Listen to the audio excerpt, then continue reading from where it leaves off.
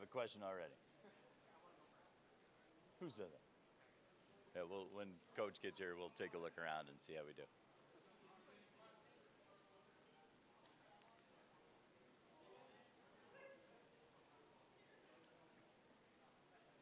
Lights are very bright.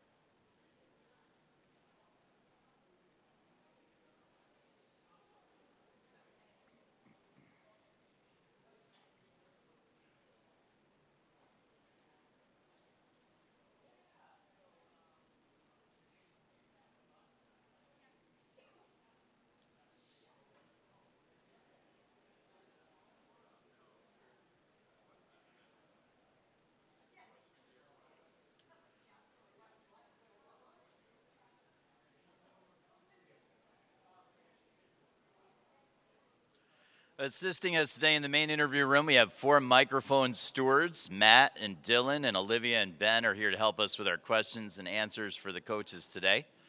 If you have a question when the coaches arrive, please raise your hand. We'll send one of the microphone stewards to you, and then please remember your name and media outlet before you ask your question.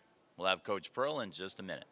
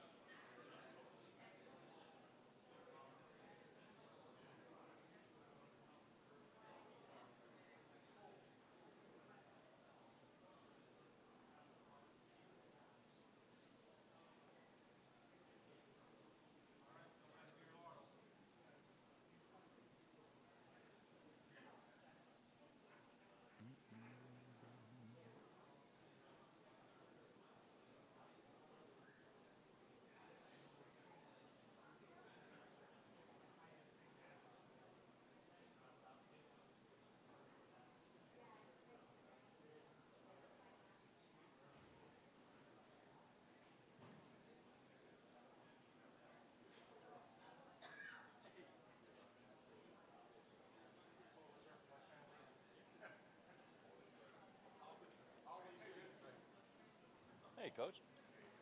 How's it going? Mark.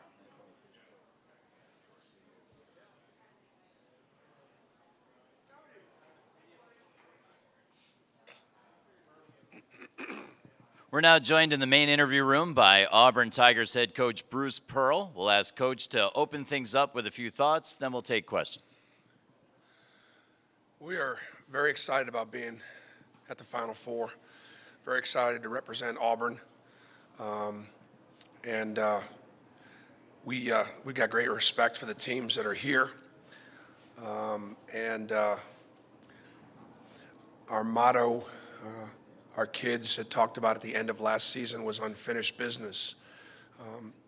We had just finished up our 3rd all-time regular season championship in the SEC.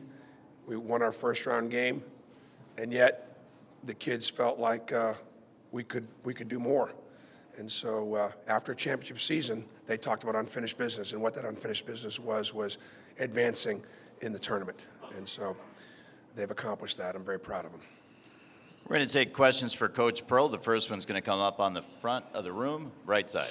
Yeah, Mike Mash from WCCO Minneapolis. Obviously, you're playing for more than just Auburn, the tornado and all that went into it, and dedicating the season to and going visiting the elementary school and talking to them. How did that change the way you felt about your mission, and explain what that did for your team? Yeah, Mike, at a time when we were going through postseason play, that storm blew through Lee County. The heart of the storm hit about 7 miles from my doorstep, kind of like behind my house. We were actually in practice that day, and we heard sirens.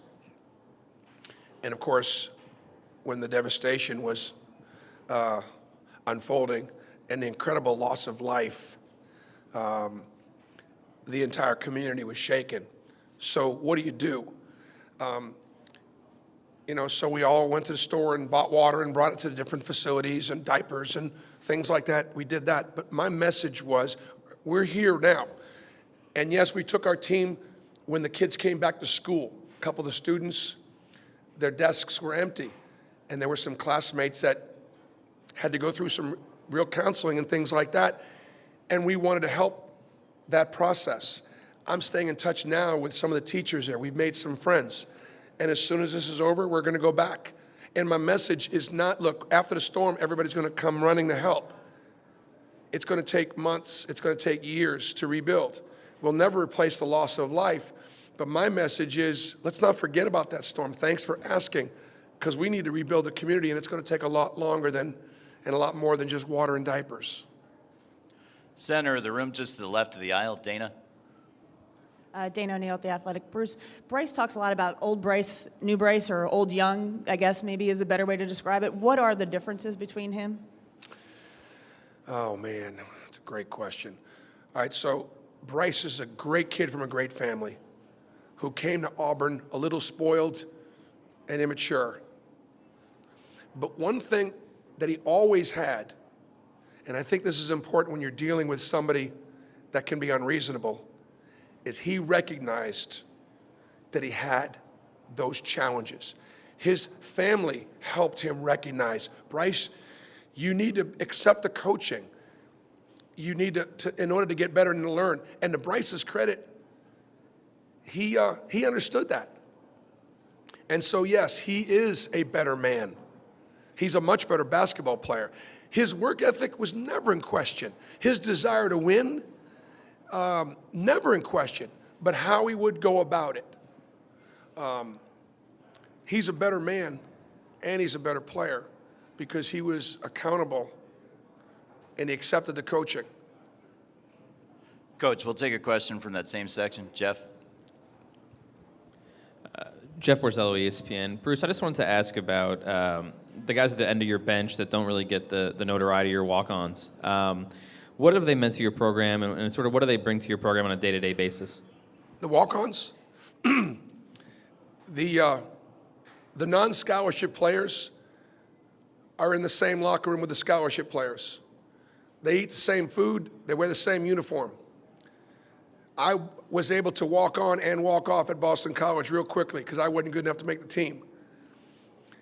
But Tom Davis saw something in me as a student where he wanted me to continue to be involved in his organization at Boston College. I treat the non-scholarship players as badly as I treat the rest of them. Two of our non-scholarship players got scholarships this year. And what an unbelievable blessing that was for them and their family. You want to try to create situations in practice that are challenging. And I don't know why in men's basketball we have 13 scholarships, and in women's basketball they have 15. We play the same sport. Last year, when we were going to play Clemson in the round of 32, I had 7 scholarship players. Now, yes, we had 2 players that were ineligible for mistakes that were made. I get that. But still, a lot of times at the end of the season, you don't have enough bodies. They're an important part of the team. And they're held accountable just like the rest of the guys. And they make us better every day. Third row on the right side. Remember your name and media outlet before your question. Brandon Marcello, 24/7 Sports. Bruce, I was talking to Malik Dunbar's teammates and obviously through the postseason about just how funny he is and how his positive attitude has helped lift them through some tough times, whether it's Chuma's injury or even that near loss in New Mexico State in the opener. How important has it been for Malik to be in that locker room as much as it is on the court? Everybody gets ready for games differently. Believe it or not, I'm actually quiet. Malik is loud. And I think my job is to let them be themselves and not try to have them be something that they're not. As long as their energy is in a positive way. And so Malik keeps us light and he keeps us lively. To Malik's credit, he'd love to be getting the same shots Bryce Brown's getting. But he's not. He doesn't have that role. And the key to our team is we're blessed to be where we're at. And so I've told our guys, look to your left and look to your right and recognize that without that guy there and that guy there, you're not here. We don't all have to be Bryce Brown. We can't all be Jared Harper. But without Malik Dunbar, we're not here doing what he does. And so partly is understanding his role, trying to do more without trying to do too much, and yet keep that same effort and energy. Coach, we'll move to the right side, left of the aisle. Myron. Bruce, I was a lot of people call this a surprising run. A couple of years ago, the FBI investigation affected assistant coach, a couple of players. How concerned are you that the drama that affected your program to the point where you wouldn't be able to make a run like this because it might affect you and your team? Well, first of all, as you go through these processes, it was difficult. But I knew what I knew, and I knew all that I didn't know. And so therefore, I was comfortable that if we stayed the course, that we were going to be fine. There were several people, and I may have even had conversation with some of you and said, just trust me on this one. I'm going to be okay in this. That doesn't make what happened right. And certainly there have been severe penalties, both people in coaching as well as student athletes. Our job is to protect our student athletes from things like that. And when we don't do our job, there are consequences. But I didn't think it was going to disrupt our program because I knew what I knew and I knew what I didn't know. Up front on the left here. Sam Blum, AL.com. Bruce, I'm curious. I was talking to Damon Davis just kind of about it, his kind of looking at analytics and also being a strength coach, and how he kind of mixes the two. And how have you kind of adopted what he's brought and maybe the vert belt that they're wearing and kind of all that? Everybody has a role to play, from our nutritionist to our trainer to our strength and conditioning guy. And you want to be successful in this business, you better have a good one, and you better listen to him. And so we spend a lot of time talking about what our offseason is going to look like, what our summer is going to look like. He knows when we're going to have a strenuous practice and when we're going to go light. And he knows the seasons to push strength and power and to push conditioning and rest. And so working together is important, but also I think just, look, letting your experts be experts. In other words, I'm not going to teach the kids how to shoot. I'm going to let Marquise Daniels or Ira Bowman or Wes Flanagan do that. Stephen Pearl's not going to teach them how to shoot, okay? But if you want to learn how to defend and you want to learn how to rebound and you want to understand my system, Stephen would be a great guy to go to. In other words, take the guys, put them in their positions to be successful, have them go to their go-to moves as coaches, as staff, just like players. On the right side toward the front.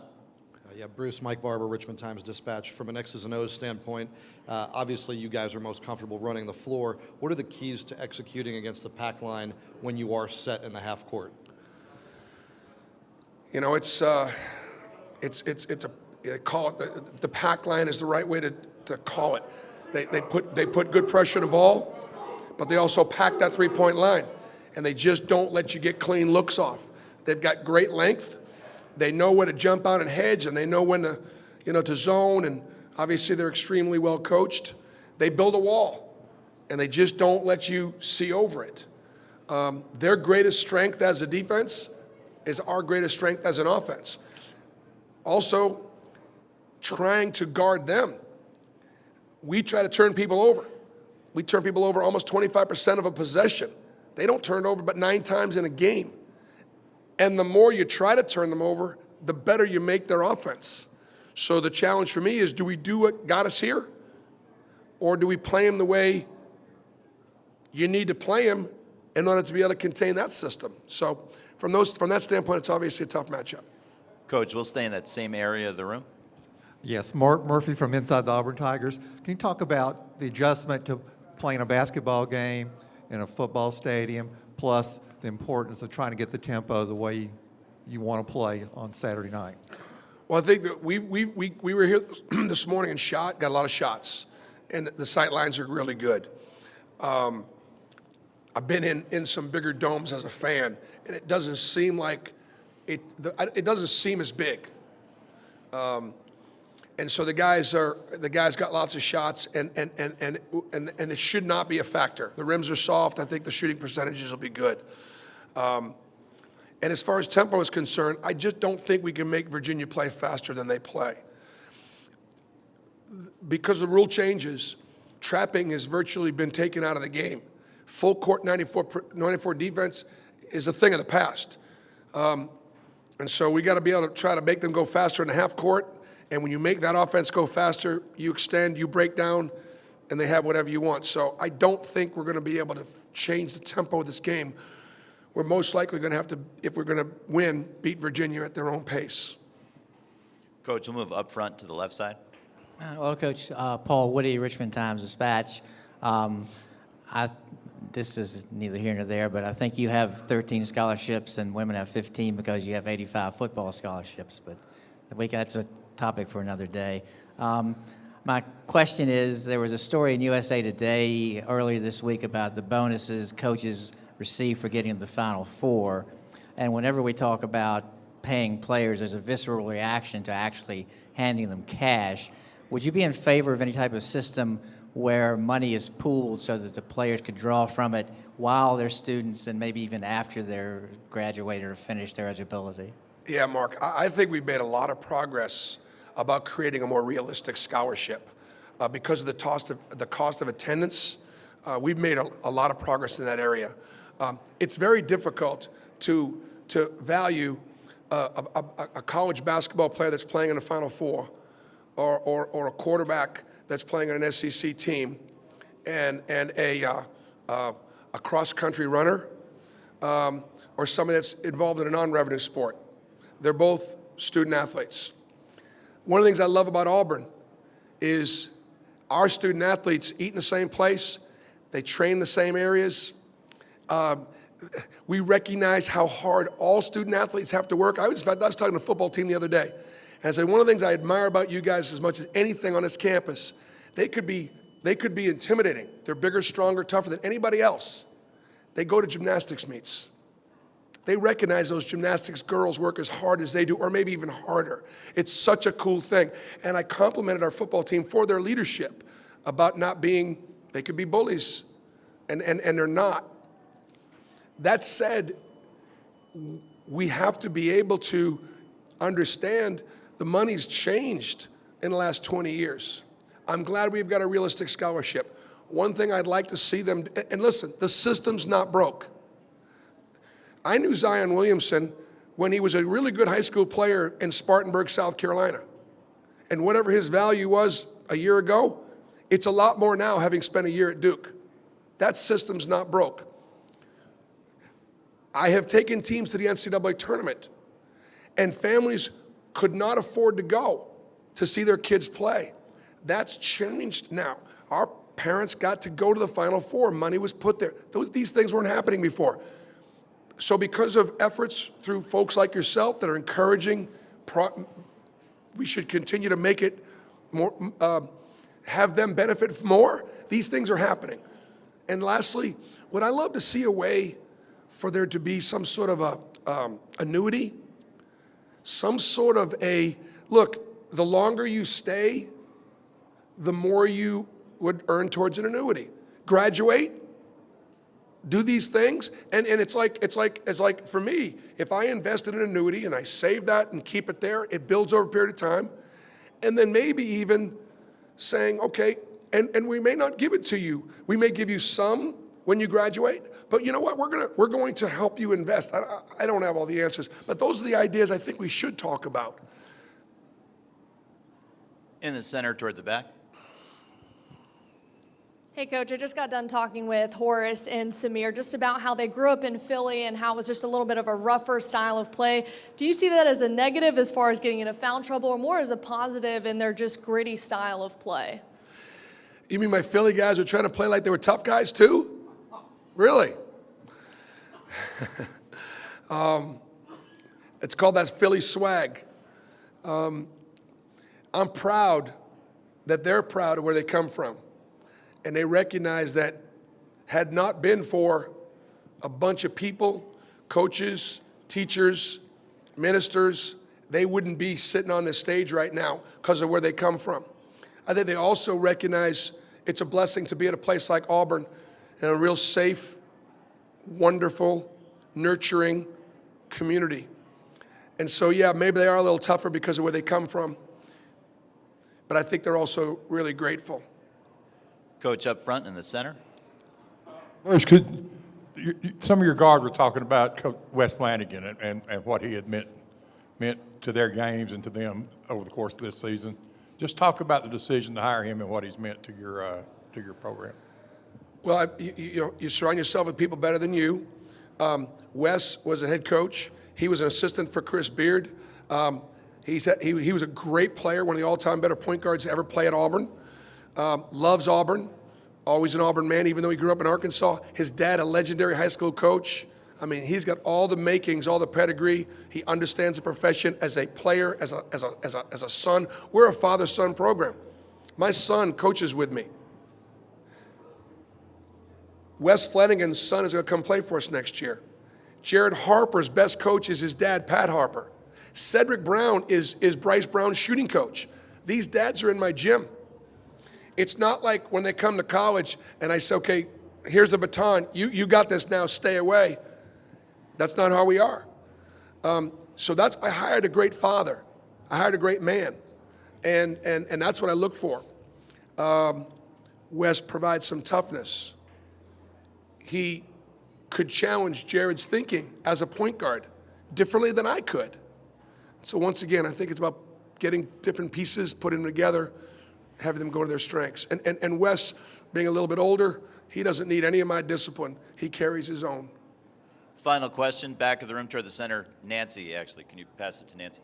Just to the center.